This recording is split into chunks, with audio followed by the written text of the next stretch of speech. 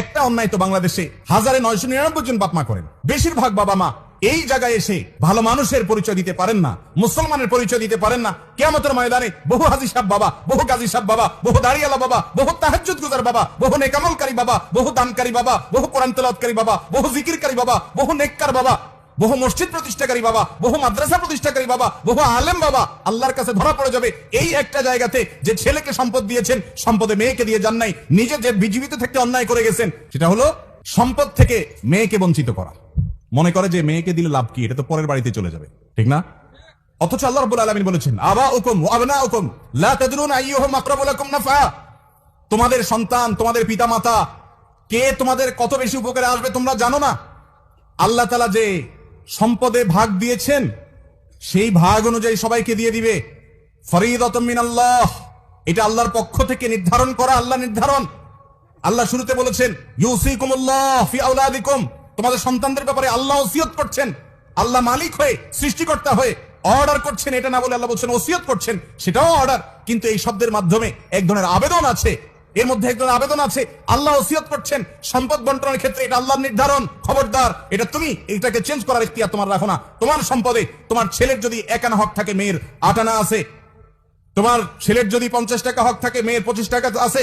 আপনার ঘরে জন্মগ্রহণ করেছে, সে আপনার সন্তান, তার পাওনা হয়ে গেছে, এটা আপনাকে দিতে হবে। এমনকি সে যদি আপনার কথা না মানে, সে আপনার প্রতি খেয়াল না রাখে, তারপরও তাকে হক দিতে হবে। এটা আল্লাহর নির্ধারণ, আপনি এটাকে চেঞ্জ করার কোনো অধিকার রাখেন না।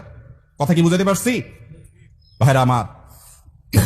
আপনার মেয়েকে আল্লাহ তাআলা সম্পদে যে অধিকার দিয়েছেন সেটা দিতে হবে। বাংলাদেশে জমির দলিলগুলো যাচাই করে দেখেন, চেক করে দেখেন, কয়টা দলিলে দেখবেন মেয়েরা মালিক? সব ছেলেরা। মেয়েদের প্রতি আমরা অত্যাচার করছি, অবিচার করছি, তাদের অধিকার দিচ্ছি না। তাদের অধিকার দিতে হবে। বাবারা, বান্দার হক বড় ডেঞ্জারাস, বড় ডেঞ্জারাস। ইয়াউমা ইয়াফিরুল মারউ মিন আখিহি ওয়া উম্মিহি ওয়া আবিহি, কিয়ামতের দিন সন্তান বাপকে দেখে পালাবে, ছেলে মেয়ে পরিচয় দিবে না সেদিন। আপনি এর আশা করেন না যে আমারই তো মেয়ে। অনেক বাপ মা আছে নিজের এই অবৈধ কর্মটাকে হালাল করার জন্য মেয়েকে ডেকে বলে, বা মা তোমাদেরকে আল্লাহ অনেক দিচ্ছে, এখন তোমরা তো যাই হোক বিয়ে শাদী হয়েছে, খরচ টরচ করছি, এখন এগুলো আমি এদেরকে দিতে চাই, তোমরা কি বলো? তো মেয়েরা শরমে পড়ে, লজ্জায় পড়ে, কি আর বলবে, ঠিক আছে আব্বা আপনি যেটা ভালো মনে করেন। হয় না, হয় না? এরকম অন্যায়, অবিচার, কোনো কাহিনী চলবে না। মেয়েকে জিজ্ঞাসা করা যাবে না। কেন জিজ্ঞেস করবেন? জিজ্ঞাসা করা মানে তাকে লজ্জায় ফেলে দেওয়া। বাধ্য হয়ে সে দিতে চায় না। ভাইদের সামনে, সবার সামনে জিজ্ঞাসা করবেন, সে বলবে না আমারটা আমাকে দিতে হবে, তাহলে তো ভাই বলবে বেটা তোমার আর জায়গা নাই। এগুলো অন্যায়। সে তার সম্পদ এখান থেকে নেওয়ার পরেও আজীবন সে ভাই বিটা আসতে পারবে, তার রাইট। কারণ ভ্রাতৃত্বের বন্ধনের কারণে ভাই বোনকে দেখবে, বোন ভাইকে দেখবে, তাদের কর্তব্য পালন করি। মা বাবারা এই অন্যায় করবেন না। সম্পদ দেওয়ার ক্ষেত্রে বৈষম্য করবেন না, বান্দার হক নষ্ট করা হয়। এক্ষেত্রে সন্তান